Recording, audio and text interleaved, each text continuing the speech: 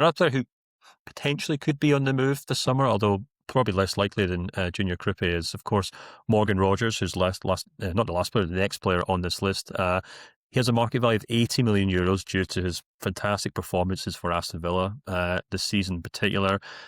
Maybe couldn't help them in that defeat to Fulham at the weekend, but we're talking about a player here, Ben, who has gone from strength to strength at Aston Villa, in many ways overshadowed some of their other players. And much like Cherki or Igan Thiago, has a clear run at a potential World Cup start for England. And, in that sense, the sky's the limit for him as well, isn't it?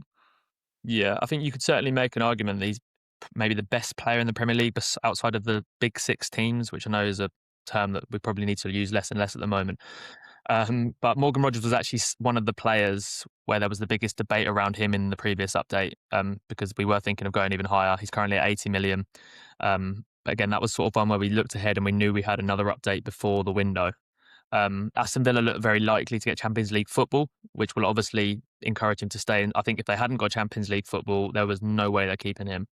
They have had some issues with financial rules before as well, so they may look to cash in for that.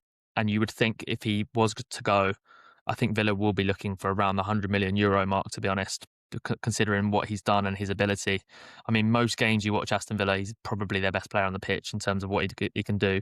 Even against Fulham, he has that moment in the first half at the weekend where he runs through about four players and it just goes wide, but that is something out of nothing, and he has the ability to do that.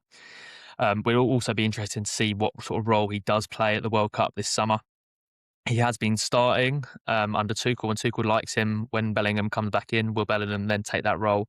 We don't know. But again, we have more time to react to that in the World Cup update after. So if he does start and shine for England, expect that figure to even go more north than it already is. But yeah, I think, again, there will be a small upgrade most likely for Rodgers, unless something happens between now and then, like maybe a serious injury or something. But again, he's a really hard one to figure down his exact fee, and that English tax as well will probably come into account.